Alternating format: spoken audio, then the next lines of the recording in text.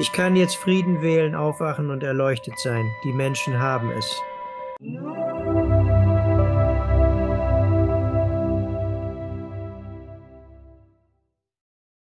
Ich heiße Dr. Roth Gelberg in der Sendung willkommen. Wie geht's Ihnen, Dr. Roth? Hallo, mir geht es sehr gut, danke. Vielen Dank, dass Sie in die Sendung gekommen sind. Ich freue mich darauf, über Ihre Reise zu sprechen und Ihre Arbeit ist auch ziemlich erstaunlich. Nun, danke. Ich teile es gerne. Die Leute müssen das hören, um ein erfüllteres Leben zu führen. Ich glaube, es ist mir eine große Ehre, dass Sie mir erlauben, mein Zelt zu erweitern, um mehr Menschen zu helfen. Das ist, wofür ich hier bin, mein Freund. Das ist, wofür ich hier bin. Meine erste Frage ist, ich weiß, dass du deine Nahtoderfahrung als Kind hattest. Wie war dein Leben davor? Hattest du Vorahnungen von den kommenden Fähigkeiten? Nein, es ist ungewöhnlich. In der 2. Klasse hatte ich eine Streptokokkeninfektion, die auf meine Nieren überging und sie lahmlegte. Also war ich im Krankenhaus, ziemlich krank, und ich wurde mit Penicillin behandelt. Vorher war ich, was man ein normales Kind nennen würde, und während eines 2-wöchigen Krankenhausaufenthalts hatte ich mitten darin eine allergische Reaktion auf das Medikament und hörte auf zu atmen. Es ging in meine Lungen und ich konnte nicht atmen. Das war der Anfang. Mit 2 Jahren, oder entschuldigen Sie, 7 Jahren, wusste ich nicht, was los war. Die Erfahrung war, dass ich wusste, dass ich sterben würde. Ich begann Tunnelblick zu entwickeln und konnte nicht sehen, dass alles schwarz wurde. Schließlich verlor ich mein gesamtes Sehvermögen. Ich konnte nichts mehr sehen. Und ich hatte dieses drohende Gefühl des Todes, des Erstickens. Ich konnte einfach nicht atmen. Irgendwo begann ich aus meinem Körper zu schweben, und es war ein Gefühl der Bewegung. In der weiten Dunkelheit sah ich ein strahlend weißes Licht. Ich begann darauf zuzutreiben. Alle Gedanken an Roth, ans Krankenhaus, an den Tod, verließen mich, und ich trieb auf dieses Licht zu. Ich fühlte enormen Frieden, Liebe und Geborgenheit. Und je näher ich kam, desto stärker wurden diese Gefühle, und ich wusste, dass alles in Ordnung war. Fast als ich an den Rand davonkam, sah ich eine große Kugel aus strahlendem weißem Licht. Wunderschön. Ich dachte, ich bin zu Hause und ging hinein. Doch dann begann das Personal mit Rettungsmedikamenten, und ich wurde mit einem Ruck zurück in meinen Körper gezogen. Als Kind wusste ich nicht, was das war. Alle waren glücklich, und ich dachte mir nichts dabei. Es muss ein Traum gewesen sein, aber ich konnte wieder atmen. Aber ich blieb mit einem enormen Gefühl von Frieden und Sicherheit zurück. Was auch immer das war, es kam mit mir zurück, was wunderbar war. Also, das ist ungefähr das, woran ich mich als 7-jähriges Kind erinnere. Das war also das Ausmaß der Nahtoderfahrung dort drüben. Hast du angefangen, es zu verarbeiten oder hast du es abgetan? Ich habe es einfach abgeschrieben. Ich habe es einfach abgeschrieben. Habe nicht darüber nachgedacht, niemandem davon erzählt. Ich war ein kleines Kind. Sie würden sagen, es ist nur ein Traum, oder? Jedenfalls ja. Also, was ich nicht realisierte, ist, dass ich 3 sehr besondere Gaben aufgenommen habe, die in mir gepflanzt wurden und sich später in meinem Leben manifestierten. Diese göttlichen Gaben, wenn man so will, Samen, die gepflanzt wurden und sie reiften und trugen Früchte, könnte man sagen. Und was waren diese Gaben? Nun, das erste Geschenk war, dass ich die Farben der Menschen sehen konnte, ihre Auren auf ihren Herzen, und ich sah 3 Farben, Rot, Blau und Grün. Später im Leben lernte ich, dass Grün göttliches Leben ist, Blau göttliche Kreativität und Rot göttliche Liebe. Als Kind, etwa 1969, veröffentlichten die Moody Blues ihr Lied, das unter den Sternen schwebt, und ich liebe die Moody Blues. Ich fragte mich, ob ich auch schweben könnte. So habe ich es gelernt. Mein zweites Geschenk war, dass ich meinen Körper verlassen konnte, mich ins Bett legte und es mir sehr bequem machte. Und ich würde. Zuerst schwebte ich nur in meinem Zimmer herum, und dachte, das ist wirklich schön, aber wir hatten eine Farm, eine kleine Ackerfarm in Minnesota. Also ging ich um die Farm herum und konnte Dad und die Gebäude sehen, aber sie mich nicht. Ich war etwa 10 Fuß über dem Boden. Und dann dachte ich, ob ich weitergehen kann. Das tat ich. Ich ging nach Paris, war dort, eine Straße entlang, so klar wie jede Erinnerung, den Eiffelturm, die Tischdecken, die Menschen sah ich. Es war so friedlich und angenehm. Und das war meine letzte Reise. Paris, das dritte Geschenk, das ich entwickelte, war die Fähigkeit, tief zu meditieren und mit dem göttlichen Bewusstsein zu verbinden. Damals wusste ich nicht, was es war. Jetzt weiß ich es. Aus Erfahrung, aber sein. In die tiefsten Stufen der Meditation eintauchen, die göttliche Präsenz in mir spüren, mich damit verbinden. Es ist, als würde man von Liebe gehalten. In meiner Kindheit waren das meine Erfahrungen. Meine Freunde glaubten mir nicht und hielten mich für ein bisschen verrückt. Also ließ ich es sein und schrieb es meiner lebhaften Fantasie zu. Wie alt warst du bei dem Ereignis? Nun sehen Sie, 1969, ich weiß nicht, etwa 1413. Okay, aber du bist in vielerlei Hinsicht noch ein Baby, also immer noch sehr jung. Also hast du immer noch nicht wirklich das Wissen, um das zu verarbeiten. Du hast noch nicht die Grundlage, um solche Dinge zu verarbeiten. Und damals gab es keine Informationen über all das. Nein, du hast absolut recht. Mit wem soll ich reden? Niemandem, weil ich sagen werde, naja, du bist verrückt. Du hattest keine verrückte Tante oder Oma, die sich mit solchen Sachen beschäftigte, wie es bei einigen von uns der Fall war. Ja, nein, wir hatten Traktoren und Flüge. Da hast du es. Okay, also wann hast du endlich als Erwachsener, wann haben diese sich so manifestiert, dass du sie ernst nehmen konntest? Wann hast du angefangen zu verstehen, was dir gegeben wurde? Ja, es kam wirklich zur Entfaltung. Etwa 2004 begann ich einen Kurs in Wundern zu lesen. Es ist ein unabhängiger Selbststudienführer zur Spiritualität, um zu erkennen, dass das Göttliche in deinem Herzen ist. Es ist nicht in einer Kirche und es ist keine formale Religion, es ist kein Kult. Es ist einfach ein Studienbuch. Also begann ich zu lesen und dann meditierte ich. Und diese Fähigkeit, in tiefe Meditation zu versinken, kehrte zurück. In der Notaufnahme spürte ich diese Präsenz erneut. Entschuldigung, lassen Sie mich kurz zurückgehen. Während meiner Facharztausbildung begann ich erneut Farben zu sehen. Farben auf den Herzen der Menschen. Rot, Grün und Blau. Dann begann ich Auren bei Menschen zu sehen. So konnte ich es erkennen. In der Intensivmedizin trainiert, konnte ich sehen, wann jemand sterben oder leben würde, basierend auf der Farbe seiner Aura, meist schwarz, hellgrau bis klar bis manchmal weiß. Hat das deine Kollegen in der Residency erschreckt, als du begonnen hast, den Tod von Menschen vorherzusagen?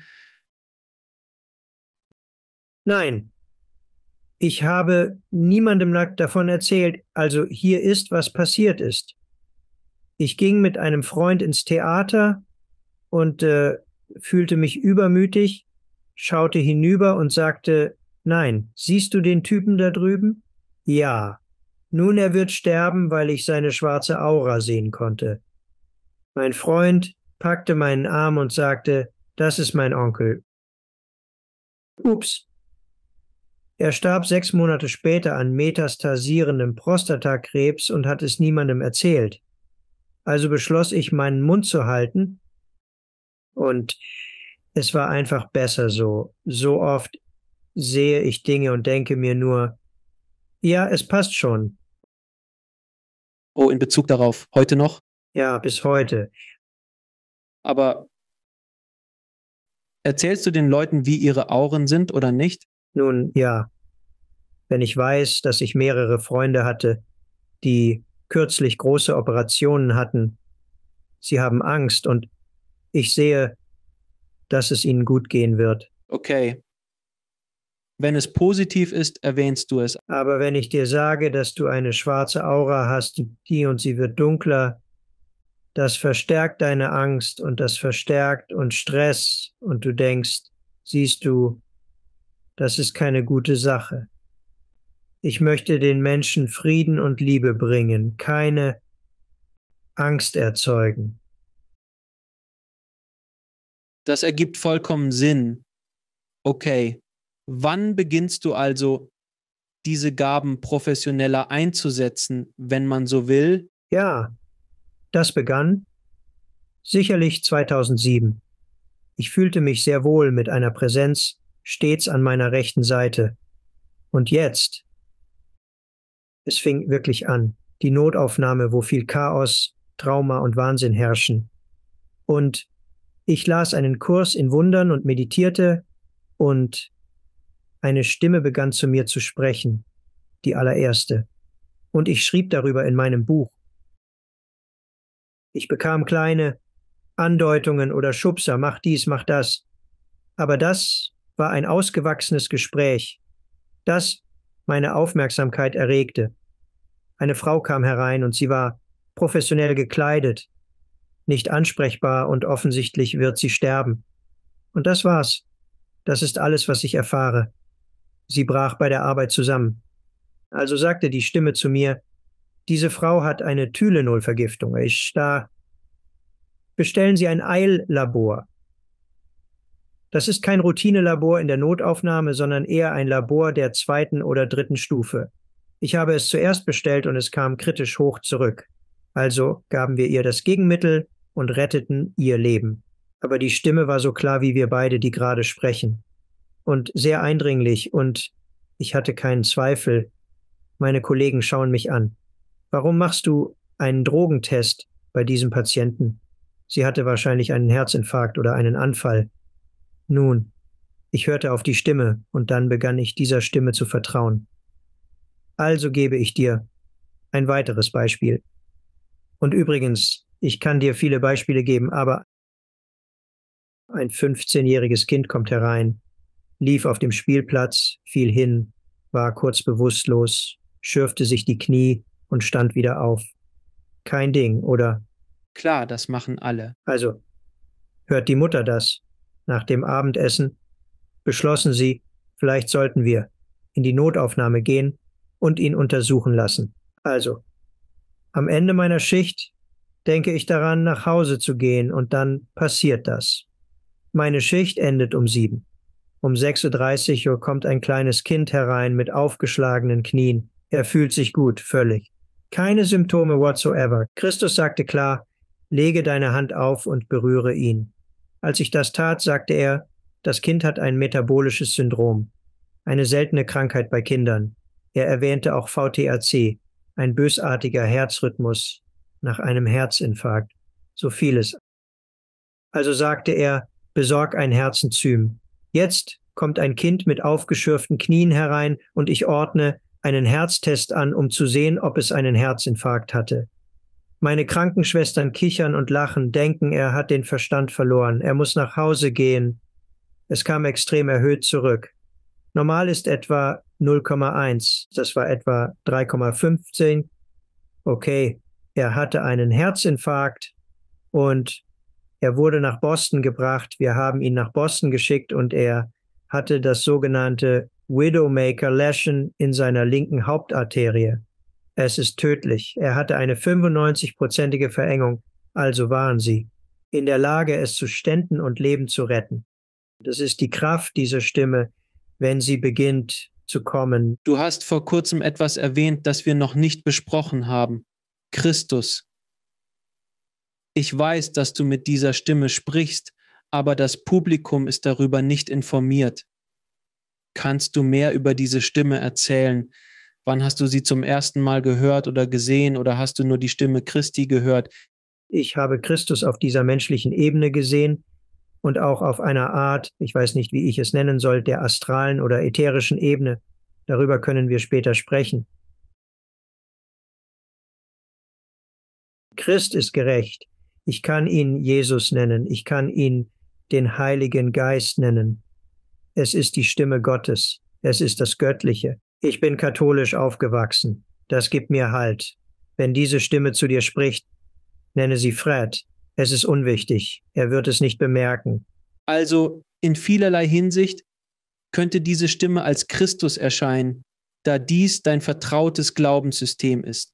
In Asien könnte es Buddha sein, aber die Stimme ist die Stimme, sie kommt von einem göttlichen Ort. Was auch immer es ist, meine Stimme, nicht mein Wissen. Also lassen Sie mich fragen, wann Sie das zum ersten Mal gehört haben, denn es geht hier um etwas ziemlich Ungewöhnliches. Wenn du Stimmen hörst, an was denkst du? Ich nehme an, du hast gefragt, was los ist, warum höre ich Stimmen? Hast du je hinterfragt oder einfach Frieden gefühlt, es verstanden und akzeptiert? Es war eine vollständige Akzeptanz, ein vollständiges Einssein, ein vollständiges Wissen. Es gab nie Zweifel. In all den Zeiten, in denen ich es gehört habe, gab es nie Zweifel, weil du dich mit etwas verbindest, das so tiefgründig ist. Der Zweifel ist weg. So ist es. Es ist ein Wissen. Es ist, als würdest du einen Test machen und hier sind alle Antworten auf den Test. Du weißt bereits, dass du bestehen wirst. Es ist nicht so schlimm, aber diese Stimme ist so kraftvoll und klar. Es gibt keinen Zweifel in deinem Kopf und es ist dir egal, was andere denken. Nun, was andere betrifft, während sie weiterhin verrückte Tests für ein Kind anordnen, das sich das Knie aufgeschürft hat und ähnliche Dinge, ab welchem Punkt beginnen ihre Vorgesetzten, ihre Kollegen einfach zu schauen, was sie tun und zu denken. Ich meine, die Frage ist, was vor sich geht und warum hat dieser Mann immer recht? Wird es akzeptiert? Bekommst du Ärger dafür? Denn nach meinem Verständnis ist die medizinische Gemeinschaft nicht besonders aufgeschlossen, wenn es um solche Dinge geht. Also erzähl mal. Meistens, wenn ich das tue, sie können nicht glauben, was ich da mache. Dann höre ich Kichern im Hintergrund. Aber wenn ich dann recht habe, die Leute sind erstaunt, wie hast du das gemacht? Schließlich sagen sie einfach, er ist wirklich schlau. Er ist wirklich ein äußerst kluger Arzt. Ich habe nie gesagt, dass ich so klug bin, aber ich bin gut im Zuhören. Da bin ich gut, weil ich gelernt habe, dieser Stimme zu vertrauen. Diese sagt mir dann, was ich tun soll, um Leben zu retten. Also stecken dich deine Kollegen in die Schublade des klugen Arztes, weil das Einzige ist, was sie begreifen können. Und du hast nicht erwähnt, dass du eine Stimme hast, die dir sagt, was du tun sollst. Das sagst du nie. Nein, noch nie. Cleverer Schachzug, Kumpel. Ja, schlau. Cleverer Schachzug. Aber an diesem Punkt spielt es keine Rolle. Offensichtlich gibst du Interviews und sprichst öffentlich über das, was du tust, weil es jetzt keine Rolle spielt, oder? Ja. Ich stehe nicht mehr unter Vorstands- oder Kollegenaufsicht.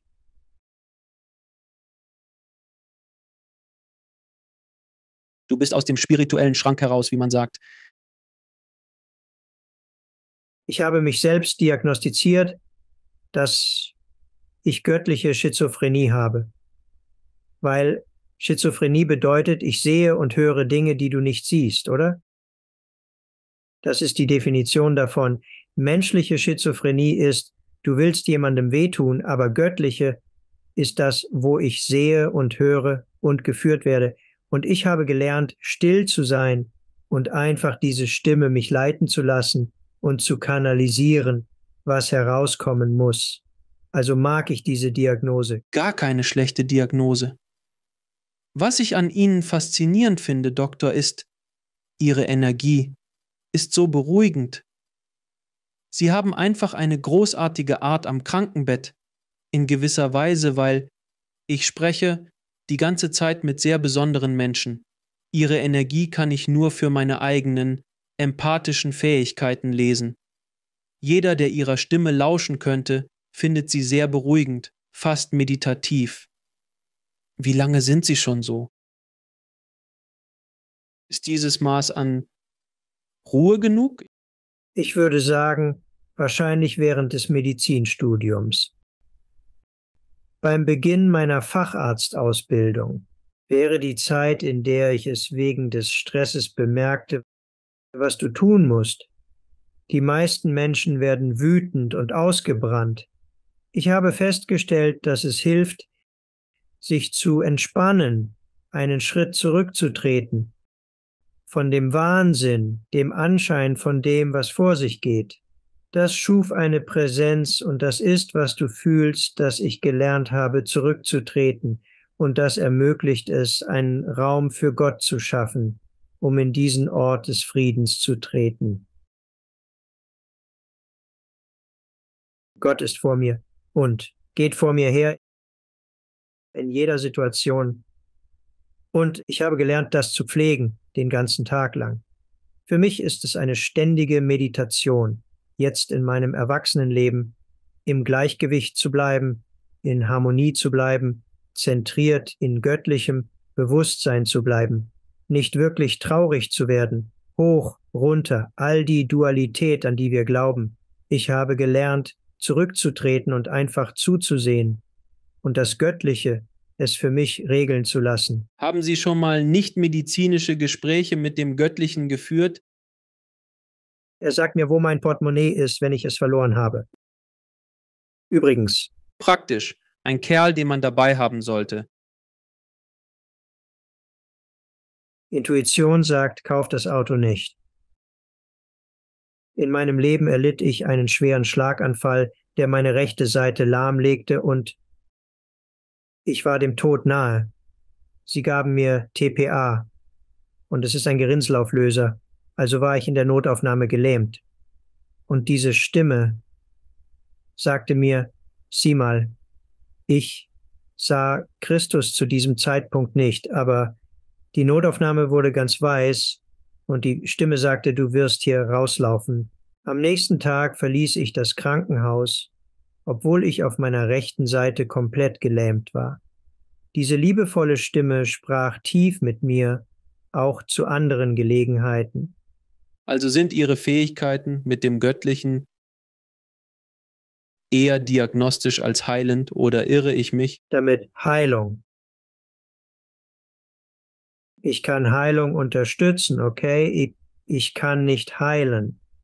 Wenn du krank bist, kann ich schauen und sagen, hier ist der Grund für deine Krankheit, aber weder ich noch Gott können etwas dagegen tun, es sei denn, du akzeptierst, dass du die Kraft hast, dich selbst zu heilen. Das ist die Kraft Gottes. Das Beste, was ich tun kann, ist, ein Licht zu halten und zu sagen, hier bin ich. Ich kann dich durch den Prozess führen, die Krankheit erklären, damit du sie verstehst und keine Angst hast. Und du denkst, oh, das ist alles. Also, sobald du etwas verstehst und deinen Glauben änderst, stell dir vor, du hast diese schreckliche Krankheit. Und was tust du? Du sprichst mit Ärzten, Spezialisten, Freunden und jeder sendet dir negative Energie. Sie verstärken den Glauben, dass du diese Krankheit hast. Und übrigens, du wirst wahrscheinlich einen schrecklichen Tod sterben. Was, wenn wir diesen Glauben ändern? Ich werde jetzt still sein und fragen, was Gott zu sagen hat. Er wird sagen, Alex, du bist geheilt, weil wir eins sind. Wir sind eins in göttlicher Liebe, lass sie heraus. Und du gehst, okay? Nein. Es stimmt. Nein. Ich sage nicht richtig, wie du es gesagt hast. Ich sage, du bestätigst alles, was ich für wahr halte. Ja, aber die meisten Leute gehen, stimmt. Er hat den Verstand verloren. Aber je mehr du akzeptierst, dass ich und mein Vater eins sind, desto schneller wirst du heilen.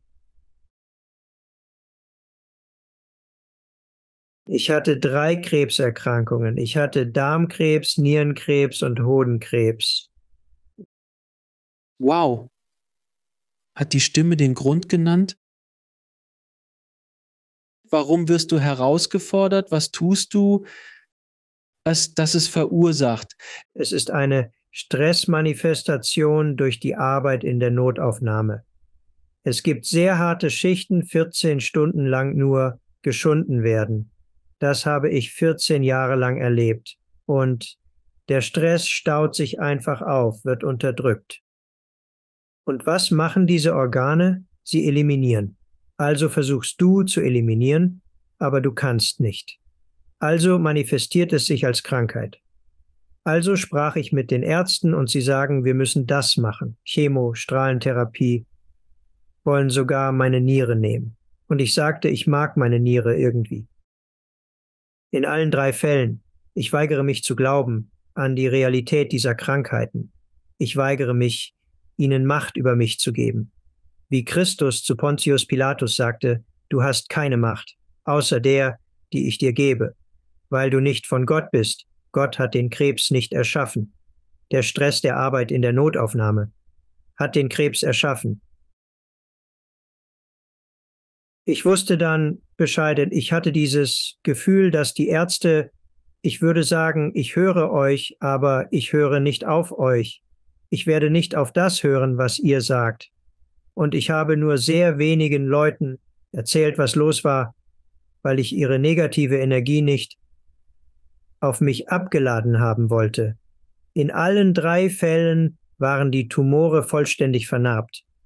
Und normalerweise haben Tumore wie Unkraut, oder? Diese waren vollständig vernarbt und der Chirurg hat einfach schnell den Krebs herausgeschnitten. 100% Heilung. Das war im Jahr 2014. 100% Heilung. Keine Chemo, keine Bestrahlung, weil mir geraten wurde, das nicht zu tun. Er sagte, du bist fertig. Und so lernst du, dass du die Kraft hast, dich selbst zu heilen. Okay, ich bin mir nicht zu 100% sicher, aber ich habe ziemlich gute Überzeugung. Ich habe die Operation trotzdem gemacht. Ich werde immer noch das tun, was gesunder Menschenverstand ist. Aber ich kann mich ändern, indem ich denke, dass das keine Macht über mich hat. Und ich kann göttliches Licht hereinbringen und das mich heilen lassen. Das ist, was ich tue. Wenn Leute mit mir reden wollen, ich heile dich nicht von Krankheiten, das kann ich nicht. Aber ich kann helfen, es zu erleichtern und dir zu helfen, es zu verstehen. Okay, du hast dieses Problem. Hier ist, wie wir das auseinandernehmen können. Ändere deinen Glauben daran, dass du kein Opfer bist. Lerne die Energie in deinem Herzen aufzunehmen, wo das Göttliche dich berührt, und lass diese Energie in deine Probleme fließen. Egal ob finanziell, beziehungsbezogen oder gesundheitlich. Es spielt keine Rolle. Es ist nur ein Konzept, wir können es ändern. Alles, worüber du sprichst, bestätigt so vieles, was ich in der Sendung gesagt und gehört habe, nämlich, dass alle Kraft, die du brauchst, in dir selbst liegt. Sobald du das akzeptierst oder auf einer tiefen Ebene verstehst, dann in Anführungszeichen geschehen Wunder in deinem Leben. Habe immer Frieden. Nun, Sie erwähnten die Astralebene. Mit Jesus, was passiert da? Bitte erzählen Sie mir Geschichten von Ihren Astralreisen, das wäre interessant. Ja, ich werde eine letzte Geschichte über Christus in dieser Ebene, in der menschlichen Ebene erzählen. Ich sehe Christus immer als rot, als eine rote Perle. Und das ist normalerweise, wenn jemand stirbt. Also die erste wirklich tiefgreifende Erfahrung, die ich hatte, war, als eine 80-jährige Frau hereinkam, die einen Herzstillstand hatte und reanimiert wurde. Und wir führten die Reanimation 20 Minuten lang durch. Sie war die ganze Zeit flach, sagte, Zeit aufzuhören. Alle verließen den Raum. Und ich bete für meine Patienten, besonders wenn sie sterben. Ich halte ihre Hand an mein Herz. Dieses Mal beschloss ich, Christus zu bitten zu kommen. Jesus, bitte nimm diese Dame mit nach Hause, anstatt unser Vater im Himmel. In diesem Moment die wunderschöne Dame. Ihre Aura wurde weiß, als sie auf der Trage lag. Sie setzte sich auf, ich sah ihr Gesicht und sie sagte Danke. Als nächstes sah ich die rote Aura von Christus. Es ist nur eine Perle. Die beiden verschmolzen und gingen durch mein Sichtfeld zu goldenen Toren, die sich öffneten. Zwei wunderschöne Hände kamen heraus und zogen sie hinein. Ich nenne diesen Prozess jetzt, jemanden in den Himmel zu gebären. Bei jedem Traumapatienten oder Verstorbenen sehe ich das immer, jedes Mal, wenn ich frage, und es ist einfach eine wunderschöne Erfahrung. Das ist also die Vision der Gaben. Ich gehe ein bisschen zurück. Ich komme zurück zu meinen Gaben. Aber die Vision zu haben, die Präsenz zu kennen, zu hören und zu sehen, auf dieser Ebene, in die Astralebene zu gehen, das ist eine etwas andere Geschichte. Ich habe gelernt. Ich dachte, wäre es nicht lustig, wieder wie in meiner Kindheit zu fliegen? Ich habe es wirklich genossen. Also habe ich gelernt, dass ich das noch tun kann. Dann legte ich mich hin. Normalerweise meditiere ich im Sitzen, aber wenn ich reise, entspanne ich mich im Bett. Über einen Zeitraum von 2 Jahren würde ich Reisen unternehmen, hauptsächlich um die Erde. Und ich könnte immer schneller reisen. Das hat wirklich da Spaß gemacht. Aber dann dachte ich, ob ich wohl weiterreisen kann. Die zugrunde liegende Geschichte hier ist, dass mein Geist erweitert sich in unendliche Dimensionen.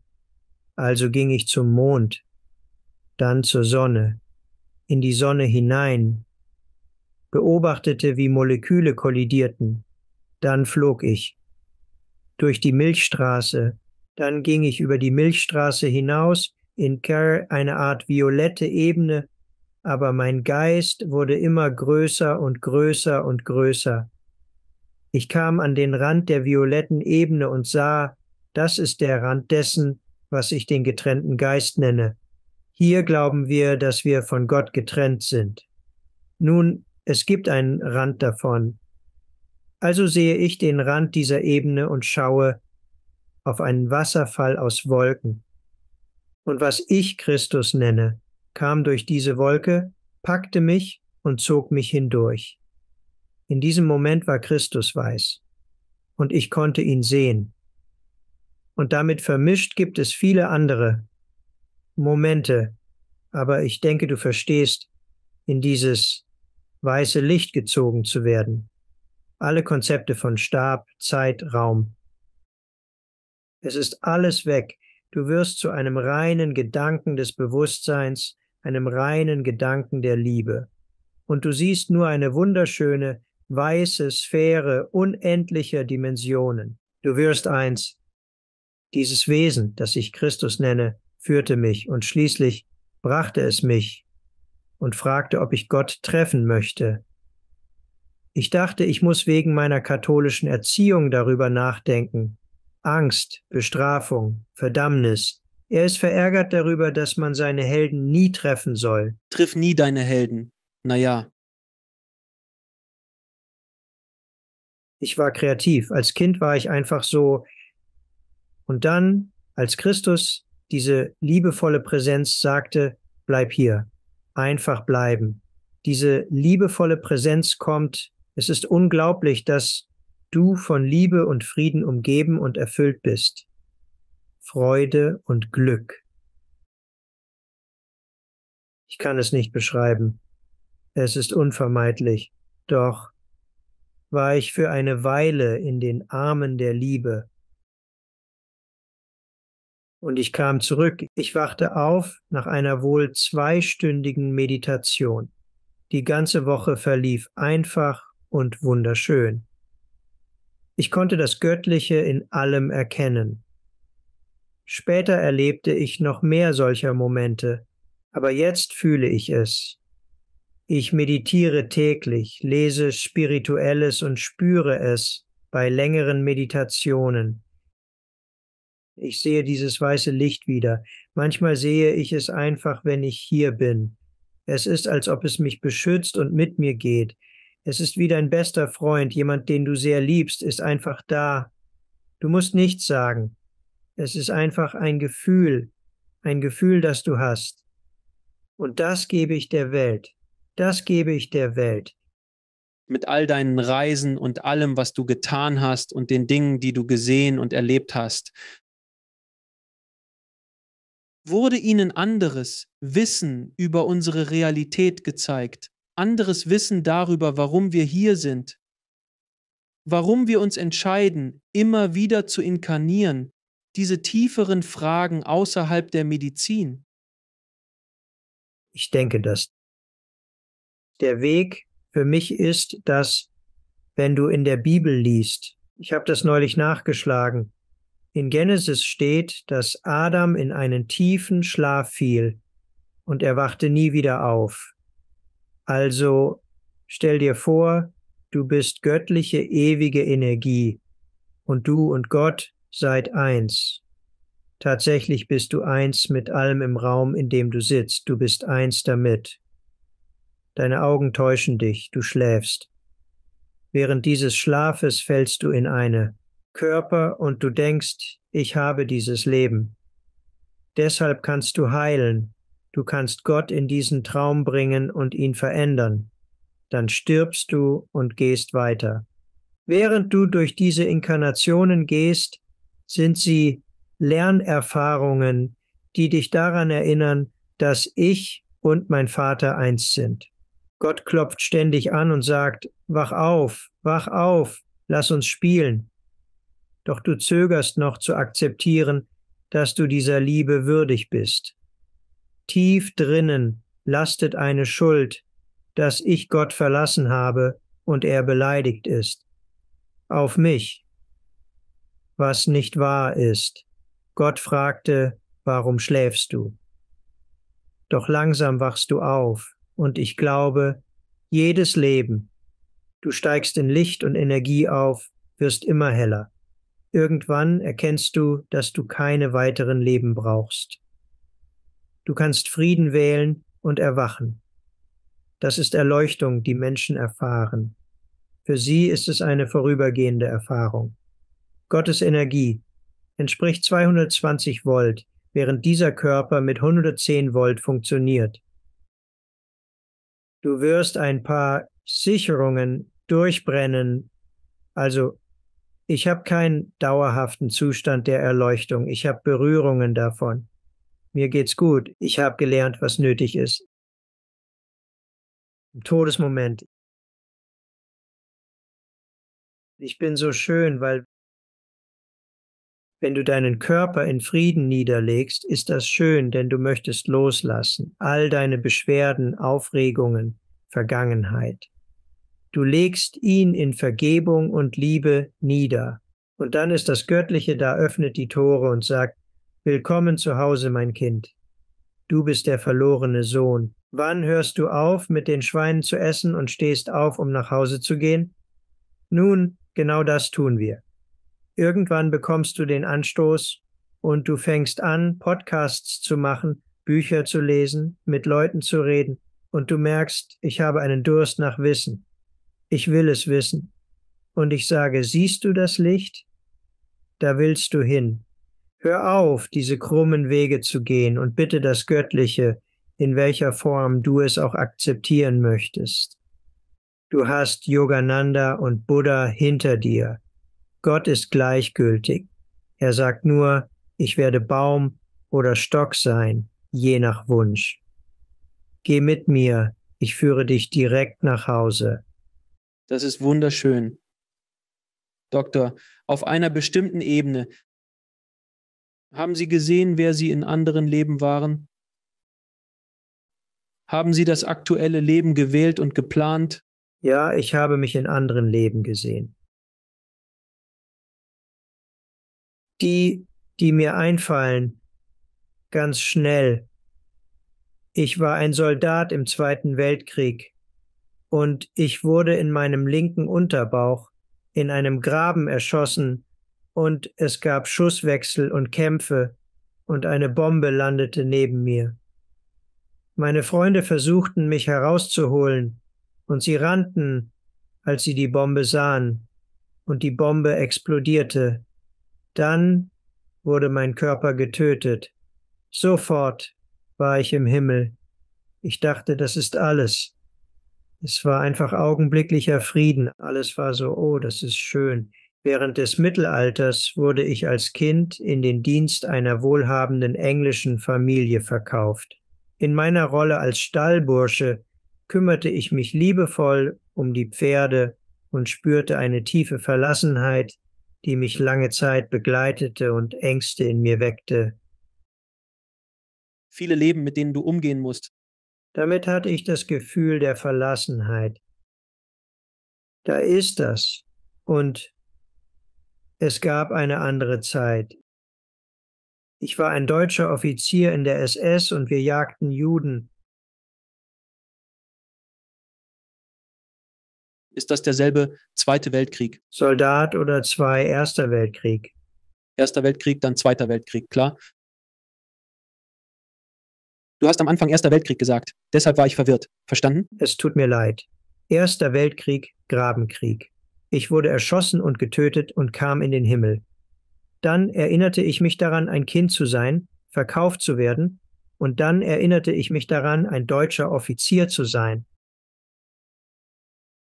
Also diese Familie, wir haben sie zusammengetrieben, und ich sagte der Mutter und den zwei Kindern, ihr bleibt im Schrank.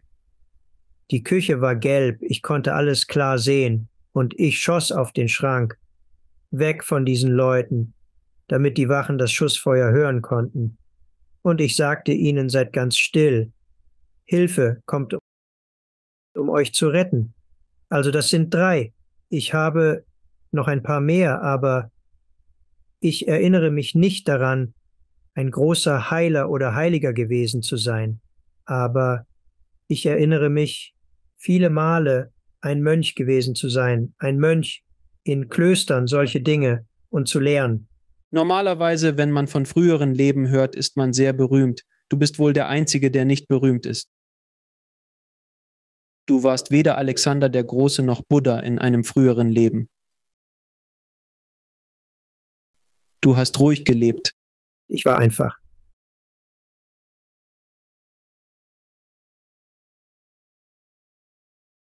Sehr.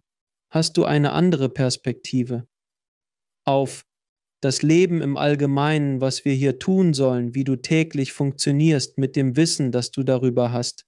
Ich meine, du konntest auf die Ursprungsenergie zugreifen und auf das Bewusstsein in vielerlei Hinsicht zugreifen. Auf einem höheren Niveau als die meisten Menschen auf diesem Planeten. Ich nehme an, das verändert deine Perspektive, während du auf dem Planeten wandelst. Ja, ich halte das Licht und den Frieden ähnlich der Freiheitsstatue, und ich weigere mich, mich auf das einzulassen, was die Nachrichten mir über Kriege und Erdbeben zeigen, und ich biete immer Liebe und Mitgefühl an. Jeder verlangt nach Liebe und Mitgefühl, und sie wollen, dass ihre Energie erhöht wird. Also, wenn ich jemanden anschaue und sage, du hast schlechte Taten begangen, ich werde dich verurteilen. Ich drücke sie nach unten, weg, von ihrer Quelle, die Gott ist. Es ist, als ob du eine Lampe bist und du hast Schirme auf dir, also hast du einen Mann, du hast einen Hut, was auch immer. Nun, lass uns einige davon abnehmen. Was wird mit deinem Licht passieren, wenn ich deine Wahrnehmung von dir selbst ändere, dass du keine nette Person bist und sage, ich sehe Christus in dir, ich nehme die Lampenschirme ab, du wirst heller und du wirst sehen. Also wirst du sagen, oh, ich kann mein Leben ändern. Ich habe also vom Spektrum her den Präsidenten der Vereinigten Staaten behandelt, bis hin zu den Obdachlosen in Bangor. Okay, das ist eine ziemliche Bandbreite. Und in beiden Fällen habe ich gesagt, es sind nur Menschen und sie brauchen Licht und Liebe. Und es spielt keine Rolle, ob es der Präsident oder dieser Obdachlose ist. Sie brauchen beide. Wir bewerten sie verschieden. Wir sind alle auf derselben Reise. Sie haben sich nur entschieden, andere Rollen in diesem riesigen Film zu spielen, in dem wir sind. Du hast einen Lampenschirm gewählt. Dieser hier hat diesen Lampenschirm gewählt. Und dann urteilt die Gesellschaft darüber. Also selbst beim Präsidenten sagte ich, er ist ein Mensch. Darunter ist immer noch das Christusbewusstsein, das darin gefangen ist. Er braucht Liebe und Führung. Putin braucht Liebe und Führung. Menschen in diesem Erdbeben brauchen Liebe und Führung. Das sind die Szenarien, die sie gewählt haben, um zu lernen. Und meine Aufgabe, wie ich es sehe, ist, ein helles Licht zu sein, damit du vielleicht nicht durch 10.000 Leben gehen musst. Vielleicht musst du nur durch ein paar gehen, bevor du endlich aufwachst. Das macht mich extrem glücklich. Nun muss ich Sie fragen, Sie haben mit einem Präsidenten gearbeitet. Ja. Können Sie diese Geschichte teilen? Wahrscheinlich nicht. Es war, weißt du. Ja, ich kann es teilen. War es Präsident Bush, der zum ersten oder zweiten Mal sprach? Zweite, okay. Ja. Er hielt eine Wahlkampfrede am Flughafen Bangor. Also, ich kam ihm extrem nah und hielt den Mund. Viele Männer mit Waffen waren da. Keine gute Zeit, jemanden zu beleidigen. Aber ja, es war schön, ihn zu treffen. Aber was mich beeindruckt hat, ist, dass er immer noch glaubt, er sei ein Mensch. Er braucht echte Freunde, die nichts von ihm wollen. Also habe ich ihm Liebe und Führung angeboten. Am nächsten Tag bin ich in der Notaufnahme und habe einen Obdachlosen. Und er weint, weil er sagt, ich kann nichts dafür, ich trinke. Und ich konnte immer noch das Christliche in ihm sehen, genauso wie im Präsidenten. Deshalb spielt das Erscheinungsbild keine Rolle, das ist eine Ablenkung. Das ist alles. Wenn du lernst, still zu sein und mit deiner spirituellen Vision zu sehen und du sagst, oh, ich sehe mich selbst, in dir und in allem um mich herum. Und es ist wunderschön. Ich werde es heller und heller machen und diese göttliche Liebe, die Erde, erleuchten lassen. Dann werde ich sie, das Sonnenreich, erleuchten lassen. Und das geht zurück und heilt ganz zurück in der Zeit. Es geht ganz nach vorne in der Zeit.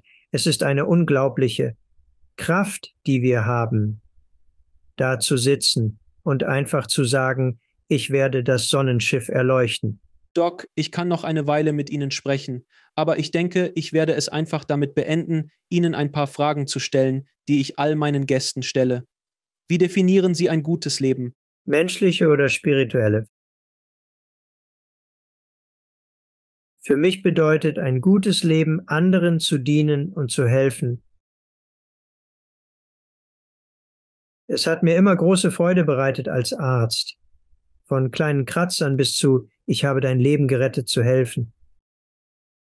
Und ich helfe gerne meinen Freunden, ich helfe gerne Fremden, weil ich diese göttliche Liebe zuerst durch mich fließen spüre.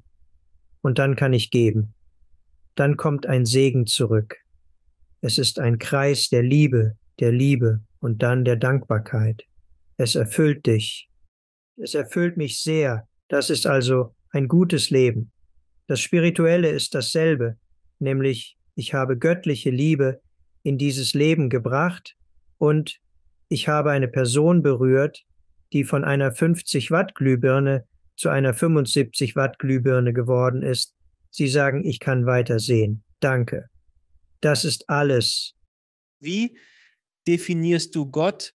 Ich bin Einheit und der ultimative Zweck des Lebens aufzuwachen, dieses menschliche Leben aufzuwachen, sobald du diese Erfahrung gemacht hast. Du wirst nie mehr derselbe sein. Du wirst sagen, das ist so tiefgründig schön. Alles, was ich tun möchte, ist, es jedem zu geben. Ich möchte dir die intensive Liebe geben, die ich gerade fühle, dir und allen um mich herum, denn wenn du diese Liebe hast, wirst du nichts anderes wollen, außer sie zu geben und weiterzugeben. Und wo können die Leute mehr über dich und deine Arbeit erfahren? Ich habe eine Website. Sie lautet rothschildbert.com. Meistens höre ich zu. Ich helfe, ich leite spirituelle Energie. Ich heile die Menschen nicht von ihren Krankheiten. Das ist ihre Aufgabe. Das ist ihre Reise. Aber ich helfe dabei. Und dann, ich habe ein Buch geschrieben. Wenn Gott ruft, sag ja. Es geht um meine Erfahrungen. Und die Unwirklichkeit des Todes, wie es auf der Astralebene ist, wie es jetzt ist. Und das gibt es auf Amazon. Einfach, wenn Gott ruft, sag ja. Oder einfach Doktor oder Rod Schallberg. Ich glaube, ich bin der einzige Rod Schallberg in den USA, was irgendwie cool ist. Aber ich bin leicht zu finden. Haben Sie noch letzte Worte für unser Publikum? Ich wünsche euch allen göttlichen Segen der Liebe und ich wünsche euch Licht und Frieden, damit ihr fühlen könnt, was ich fühle und erwacht. Ich wünsche euch Erleuchtung und Frieden. Vielen Dank, Dr. Rod. Ich schätze es sehr, dass Sie Ihre Geschichte teilen und die Arbeit für uns alle leisten. Ich schätze Sie sehr, mein Freund. Oh, vielen Dank. Das ist wunderbar. Wirklich, ehrlich. Danke fürs Zuschauen.